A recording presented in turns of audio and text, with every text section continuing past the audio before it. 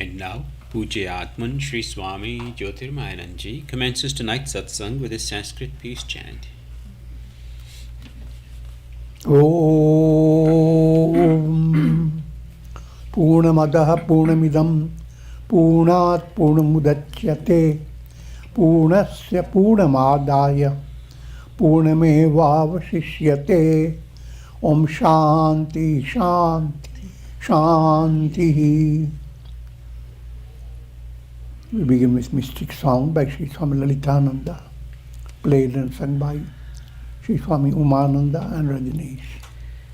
Our song tonight is called Adorations to the Devi.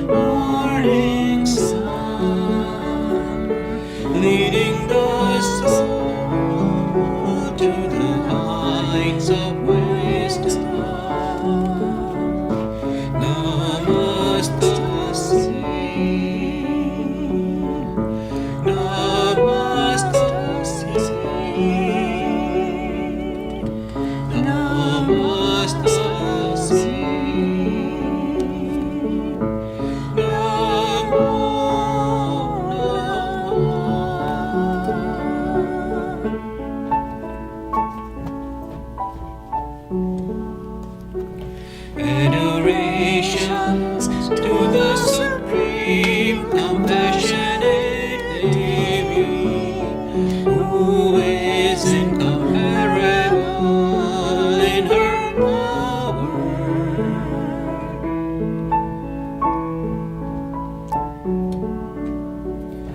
May you bestow good fortune and goodness in the dwellings of your devotees. May you grant us peace and prosperity.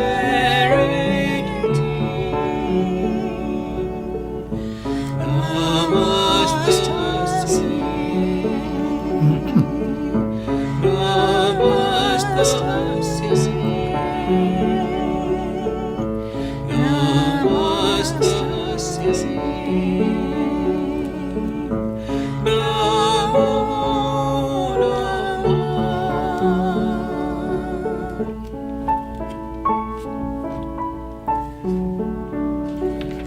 Again and again, salutations to the Devi. Your exquisite beauty is like the rays of the moon across the far open sea in the night.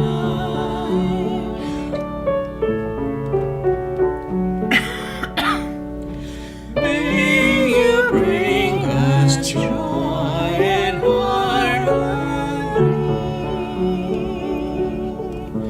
Namaste.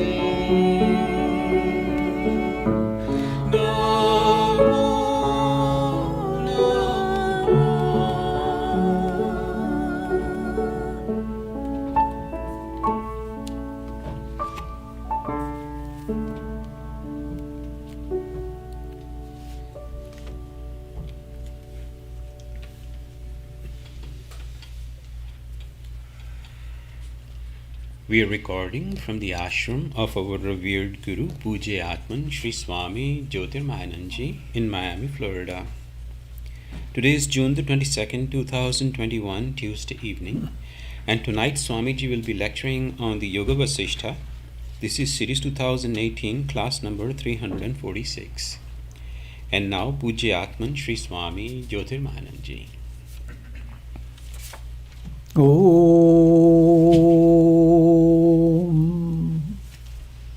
Brahmanandam Param Sukhadam Kevalam Gyan Murtim Dvandvatitam Gagana Sadrisham Tattvamasya Laksham Ekam Nityam Vimalamachalam Sarvadhi Sakshi Bhutam Bhavatitam Trigunarahitam Sadgurum Tam Namami. Om. Adorations to Brahman, the giver of supreme bliss, embodiment of pure consciousness, one without a second, vast as the ether, infinite, eternal, beyond the three gunas and their modifications, the supreme preceptor. Yoga Vasistha, Upsham Prakarana,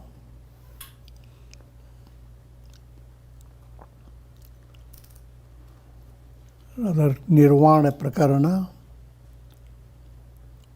Purvardha, section 101. The topic at this stage is Queen Chudala as Kumbha Muni, disguised as Kumbha Muni, continues to impart wisdom to King Shikhidwaja.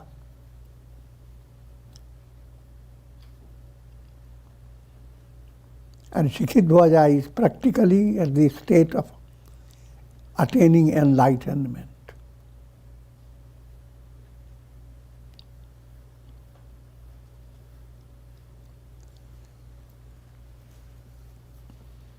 When the mind of an aspirant is pure, it receives the instructions of an enlightened sage as easily as a lotus stalk allows itself to be pierced by sharp arrows. How easy it is to pierce lotus petals with sharp arrows coming from a distance, pierce it. The question is that the fun?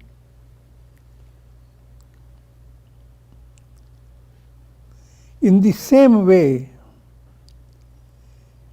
gaining spiritual insight becomes spontaneous if mind is highly purified. Purified mind is like white cloth, pure white cloth. A white cloth receives colorings very easily. Colored cloth, to color it, that's a difficult situation. It's a big problem. Today, you have risen beyond all good and evil karmas. All karmas have been consumed by the fire of wisdom. An insight is being given what happens to your karmas when you attain enlightenment. Enlightenment is like Jnana Agni, the fire of wisdom. And that fire of wisdom burns up all your karmas immediately. All karmas are called sanchita karma, accumulated storehouse. You have to understand how in every embodiment You draw from Sanchit Karma, a portion of Sanchit Karma, very little portion, few drops, become your Prarabdha Karma. And Prarabdha Karma, while you are working out your Prarabdha, you are creating Sanchit Karma. Karma is in 3 stages. Sanchit Karma, Prarabdha Karma, Kriyaman Karma. Karmas that you are now generating day by day. They are called Kriyaman Karma. Kriyaman Karma, a portion, goes into adding to your Sanchit Karma. A portion adds to your Prarabdha Karma. And in other words, karmas that you are now doing, they will bring fruit in this very life, or they will enter into Sanchita Karma at a stage that will produce result in future births. All that intricate. We don't have to go into details at this stage. So all these karmas get burnt up. But Prarabdha continues as long as there is a body. Prarabdha will rule over the body's conditions. And Prarabdha operates in 3 ways. Aniccha Prarabdha, Swecha Prarabdha, Parecha Prarabdha.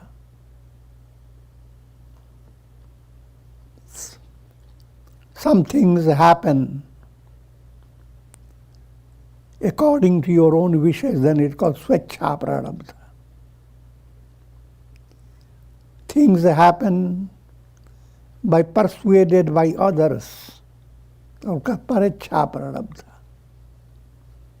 Things that happen by storms, hurricanes, or similar unexpected divine will, then they are called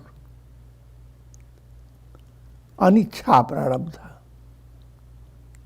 All these Prarabdhas continue to operate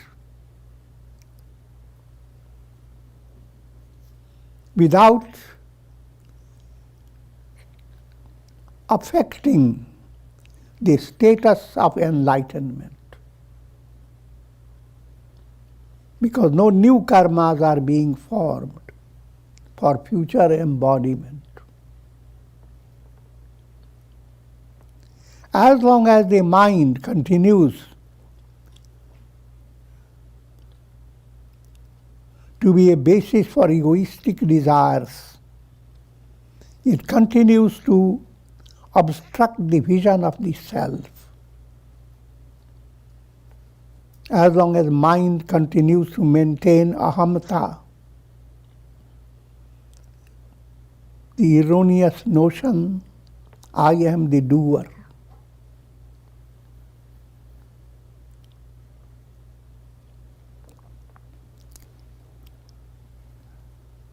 But when it is unable to arouse and sustain egoistic desires, it is practically ineffective in causing bondage for the soul. That state of mind is called manonash.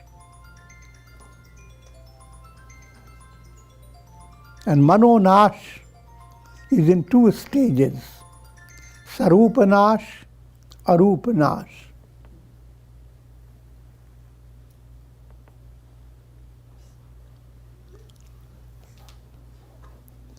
mind is practically destroyed, but continue to appear, just like old style lamps, gas lamps. The mantle was made out of fabric,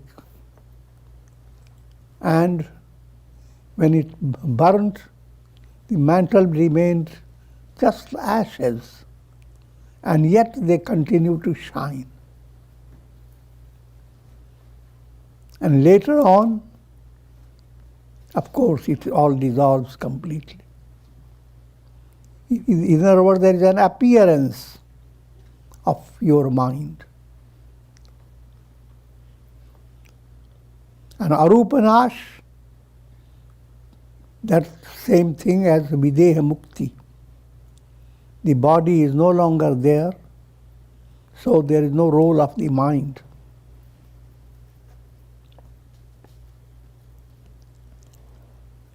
Sages endowed with self-control and detachment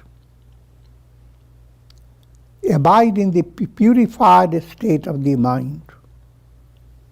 They do not abide in the ego-dominated mind, which causes the appearance of the world process. Always remember 3 great obstacles: mala, vikshepa, and avarana.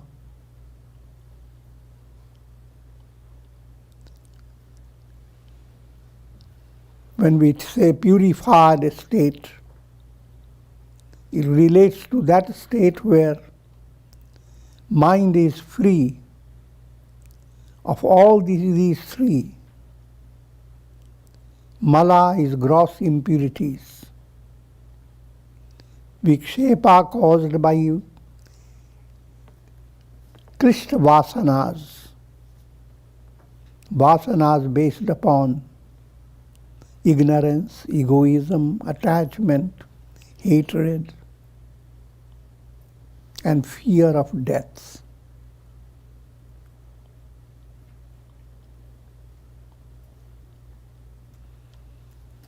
And avarana is a veiling caused by ignorance.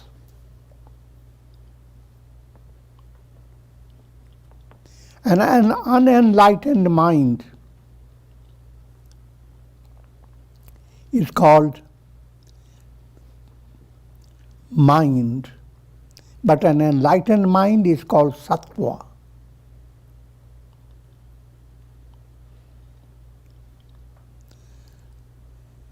Unenlightened mind means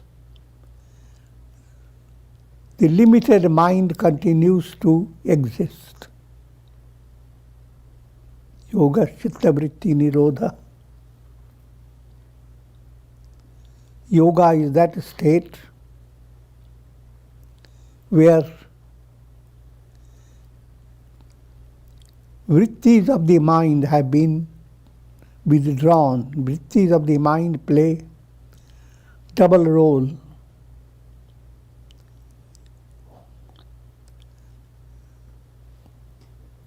Bahirmukhi vritti, Vishayakara vritti, that creates bhava pratyaya. Perceptions of this world are due to vrittis of your mind, like we are being projecting film on the screen. Nirodha is that state where the entire vritti movement is withdrawn. The entire projecting process of the mind moves away. Then what is there? The revelation. Brahman alone exists. The screen alone is. That's called pratyaya bhav. When you have come to that state of pratyaya bhav, the mind now is called sattvapatti.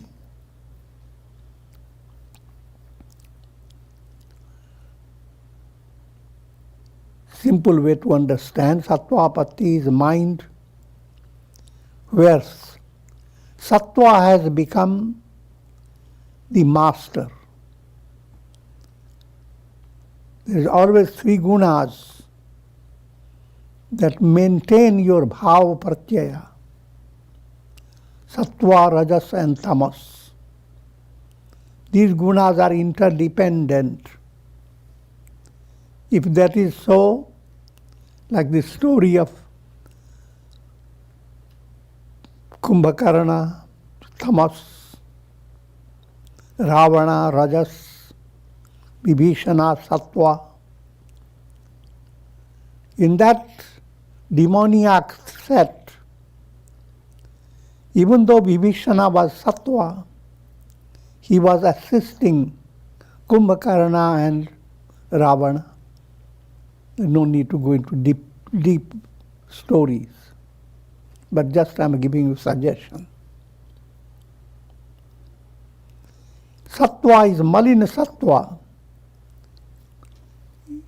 does not liberate you. It promotes going to heavenly world, astral plane. And astral plane is not the solution. Good karmas you create lead you to heaven. Exhausting your heavenly karma, you come back again. Follow the same cycle of birth and death.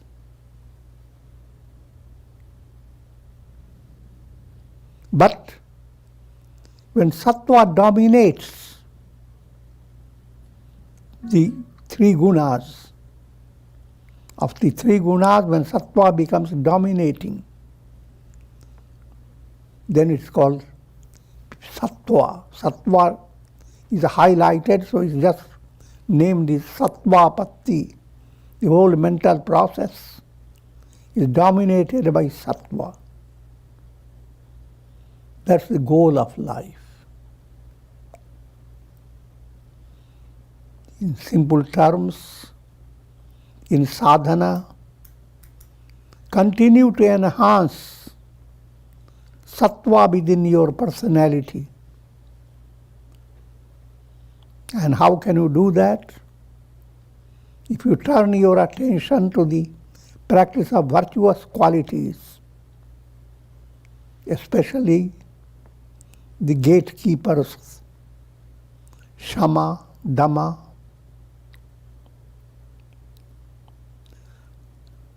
rather Shama, Satsang, Santosh, Vichar.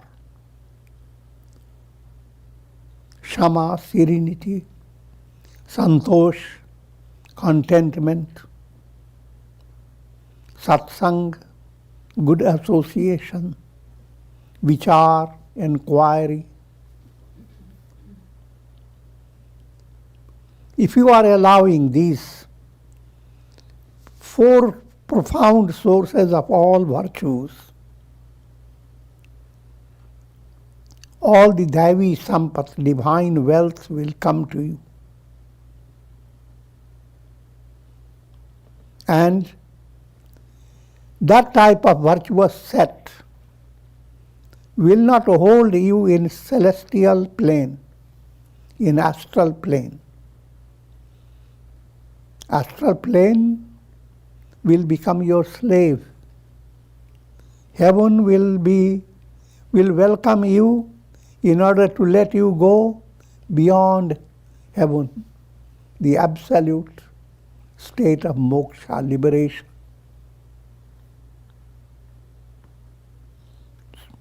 So you have scriptural stories of how great personalities go to heaven, like Shantanu.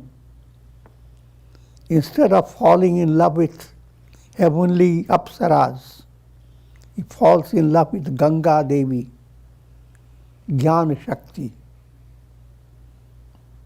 And then story goes on building up on that basis.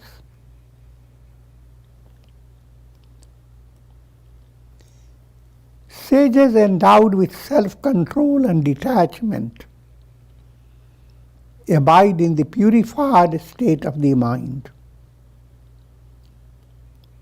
In order to understand the role of Sattvapatti, let me again enumerate 7 steps of wisdom. Shubhecha, aspiration for attaining enlightenment. That's the beginning of opening the door to Sattvapatti. Vicharana, developing the ability to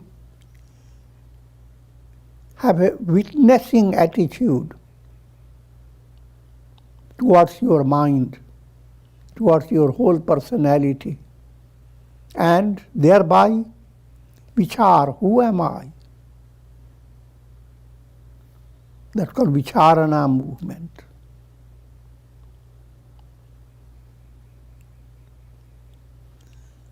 Third movement, third bhumika is tanu manasi, attenuation of mind. Mind it has always a big load due to created by malas, gross impurities, anger, hate, greed, etc.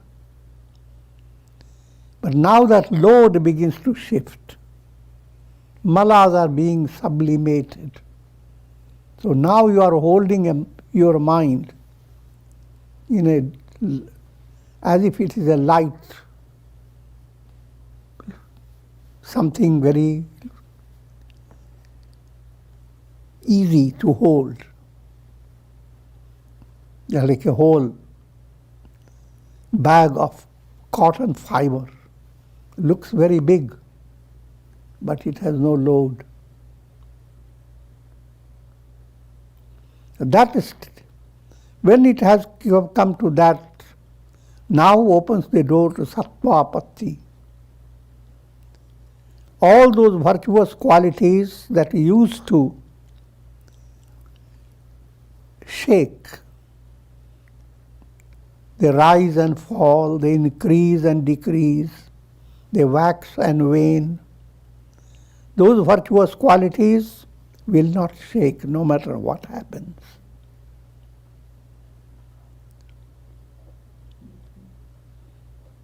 Your faith in attaining enlightenment will not be shaken. Your movement towards enlightenment will not be shaken. Garal sudhari pukaray mitai, gopad sindhu anal shitalai. For you, poison will become nectar. Enemies begin to develop friendship. What I have quoted is Tulsidasa's,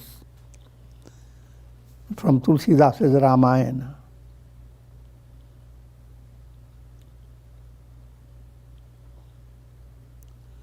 The whole ocean of problems will become like a crossing over a cow's foot, print of water,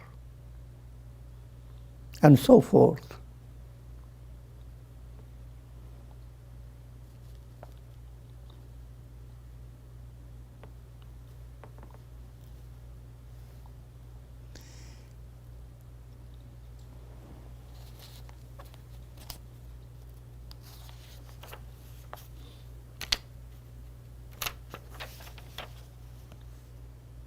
O king, the fruits of austerity are limited. They do not destroy.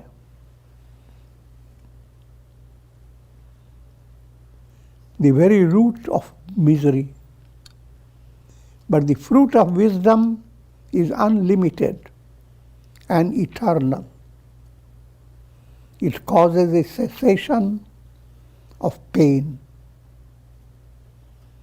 Fruit of austerity is early stage of your sadhana, ritualistic stage. A ritualistic stage is kindergarten and some other stages in your education. The advanced education is Jnana Yoga.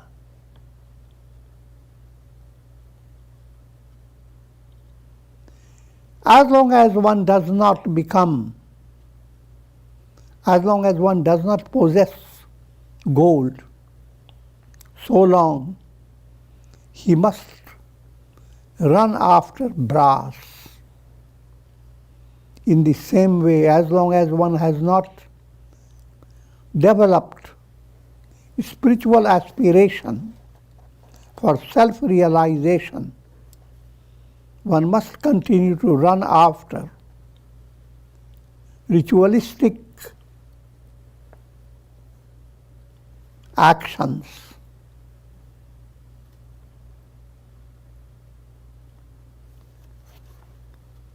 And try to attain heavenly enjoyments. In other words, people go after riddhis and siddhis, after psychic powers, major powers, minor powers, and their mind interprets that as spiritual progress. But siddhis are not the progress, because they inflate your ego.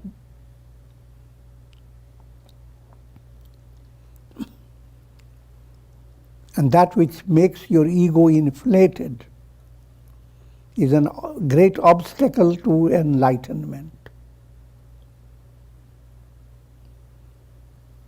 When the fruit of wisdom is realized, all efforts are crowned with success.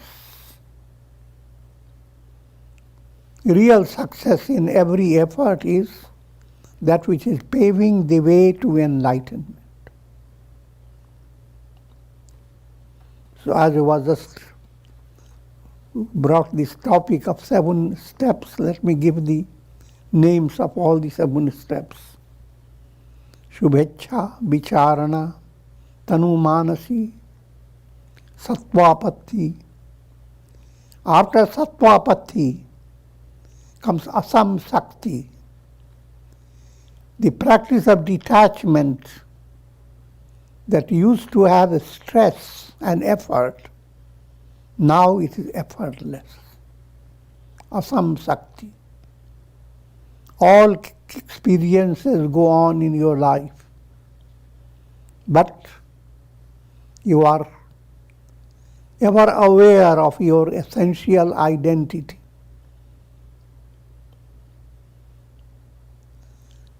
All illuminations of the sun go on shaking, but the sun in its own place remains unshaken. How can the sun be shaken by its own illuminations?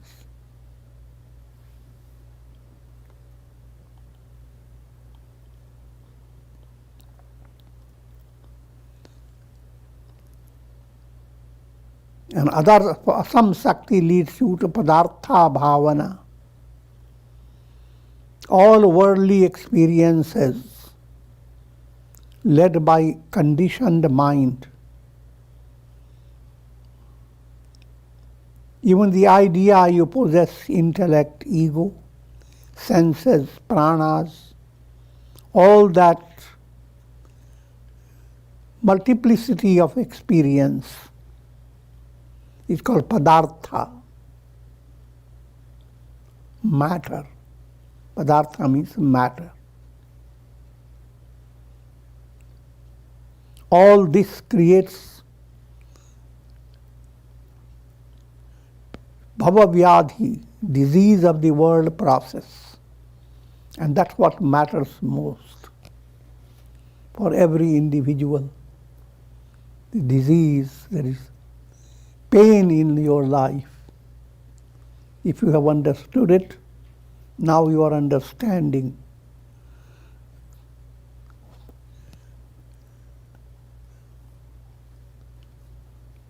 the symptom of your disease, bhava-vyadhi. And therefore, your whole focus is how to remove the root of the disease, that's ignorance.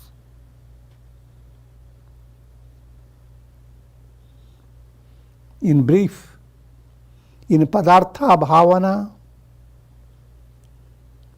you become free of all these mind, intellect, egoism, just like in deep sleep. You are free of all this under the veil of ignorance. And now you are free of all this, led by enlightenment.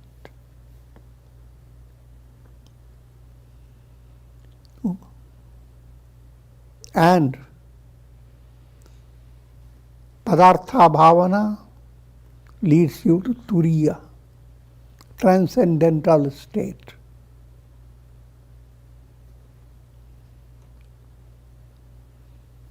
O friend, give up all that is limited and finite.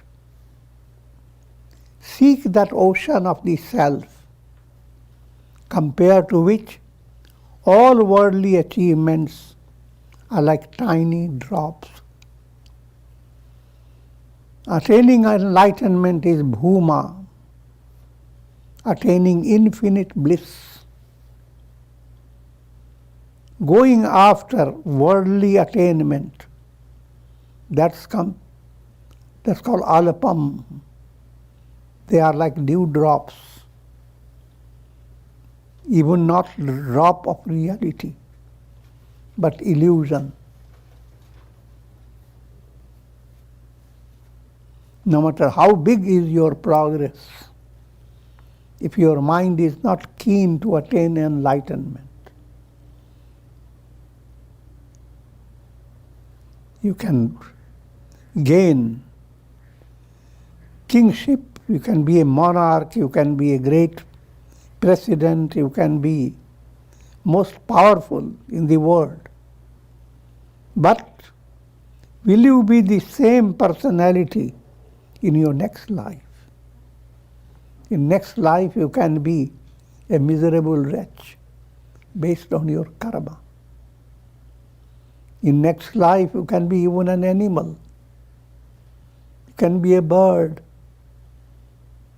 Next life again you can gain big emperorship, big power. So, all the attainments in this world without enlightenment are meaningless, vain.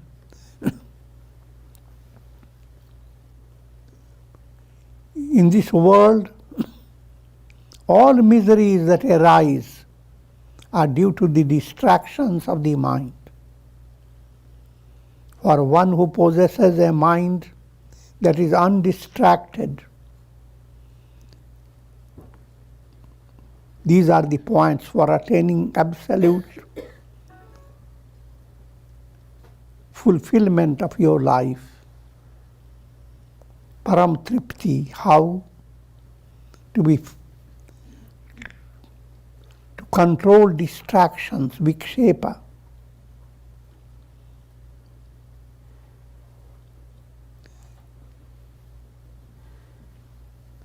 So, possess a mind that is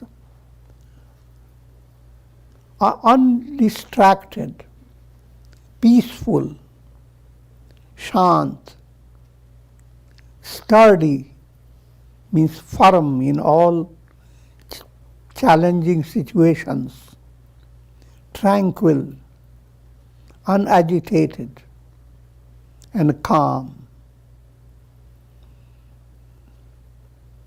There exists the infinite kingdom of the self. O King, you have attained the state of liberation, which has no beginning, middle, or end. You are abiding in that absolute state of consciousness, which is devoid of all differentiations and multiplications. You are beyond all miseries and sorrows.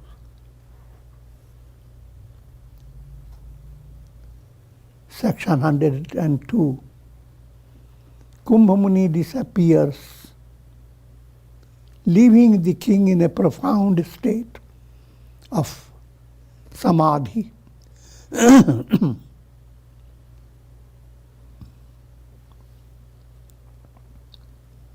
Muni said, O king, please continue to reflect upon the self and abide in your essential nature. Now I must hasten to the royal court of Indra. It is a festive occasion in the heavenly world. You must realize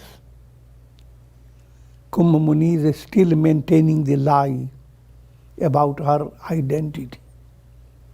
She is Queen Chudala, and she has royal duties to perform.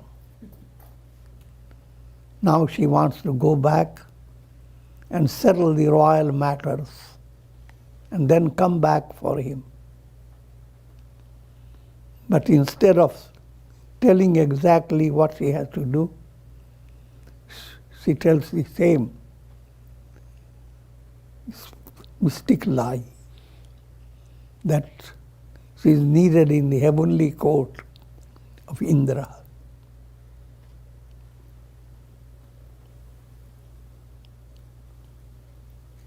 In other words, the type of conduct that will allow the aspirant move towards enlightenment. That type of conduct is adopted by sages and saints.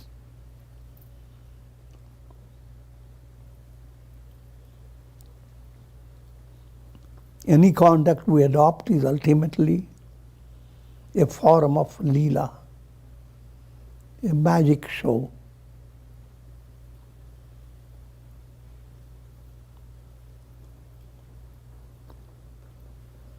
I am expected to attend at the royal court along with my father Narada. A cultured person must follow the codes of courtesy. Thus saying, Kumbha Muni disappeared like dissolving mist before the very eyes of the king. The king was amazed to see the phenomena. He marveled at his spiritual fortune. Same Chudala was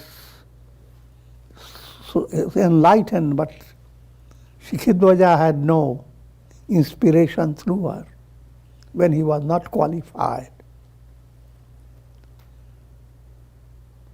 And same Chudala is now given him all this wisdom. This subtle point is being brought before you.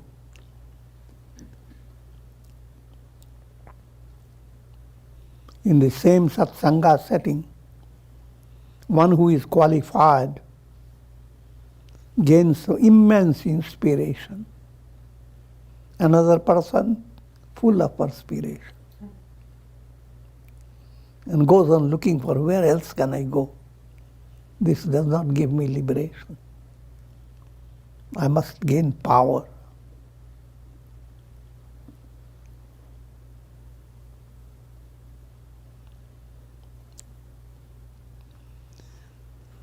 Chudala now feels how blessed he has been to receive spiritual instructions from a divine personality.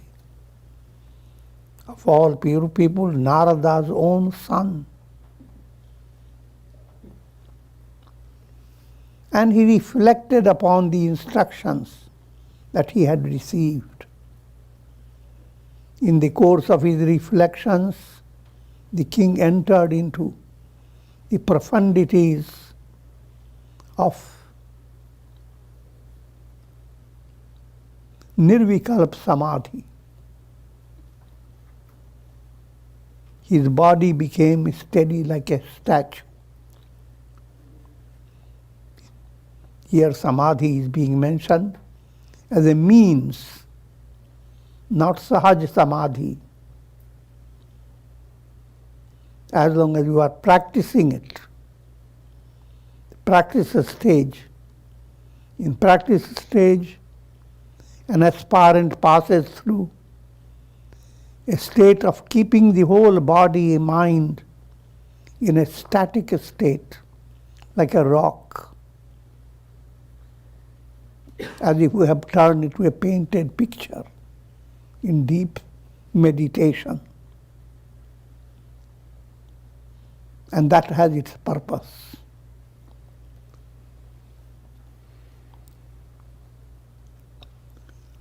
Section 103. Queen Chudala awakens the king from samadhi.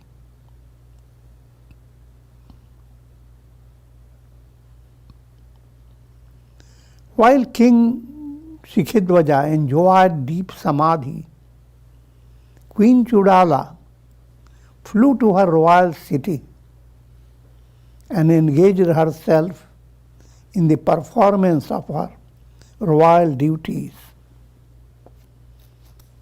After 3 days, she returned to the king in the form of Kumbha Muni.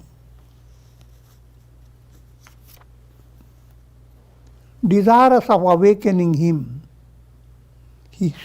she used her yogic powers, roared like a lion, but the king remained steady. You're trying to show the king was in real sincere samadhi. If samadhi has been of a lesser type, big noise nearby will be enough to break it. But his samadhi is to be broken by fulfillment of samadhi. What samadhi has to bring about, that means a little going to higher progress. Your samadhi is broken by saj samadhi.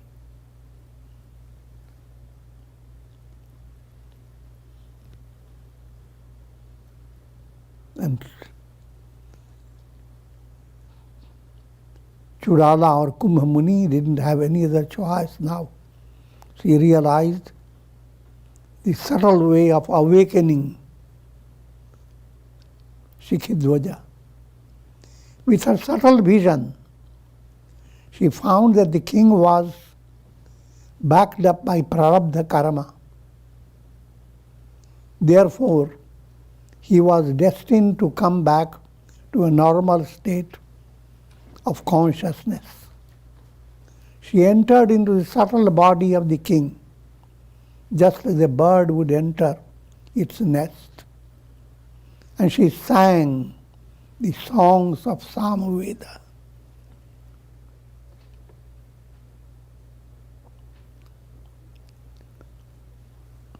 That's the movement to Sahaj Samadhi. Tapantam na nindyat tadvratam. Varshantam na nindyat tadvratam. Bhutan na nindyat. That's type of a sample I'm giving from Samaveda.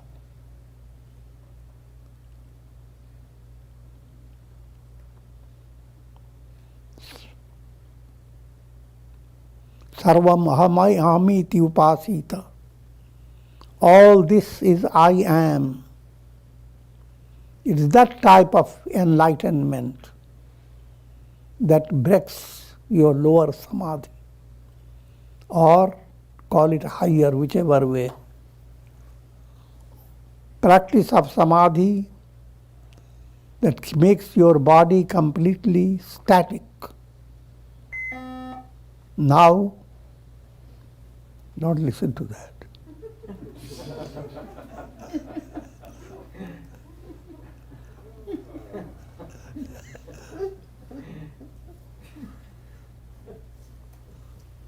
Now your samadhi is saj, is spontaneous. When there is spontaneous samadhi, a sage is called sthita prajna.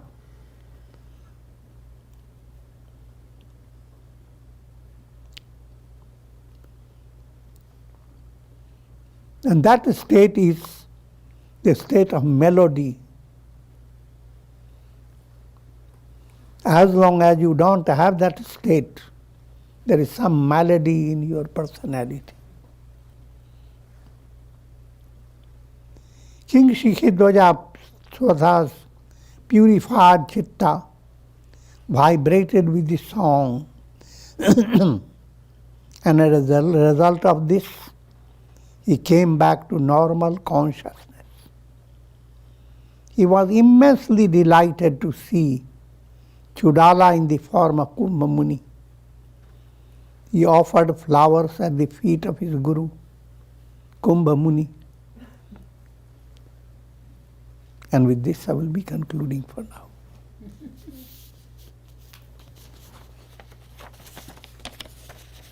Om.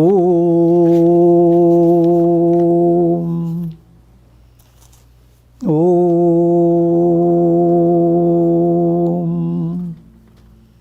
Ram, Ram, Ram, Ram. Om Namah Shivaya. Om Namah Shivaya. Om Namah Shivaya. Om. Prayer for shower of Karunamaya grace of God over all of you, with the blessings of Shakti, Bhakti and Mukti. Om Trayambakam Yajamahe Sugandhim Pushti Vardhanam Urvarukum Bandhanan Mrityor Mukshiyama Mrita. Om Sarve Bhavantu Sukhina Sarve Santu Niramaya Sarve Bhadrani Pashyantu Ma Kaschidduka Bhag Bhavet. Om Shanti, Shanti, Shanti. Hari Om Tatsat.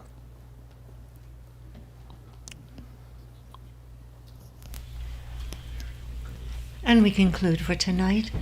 Yoga Vasistha continues tomorrow at 7:30 p.m.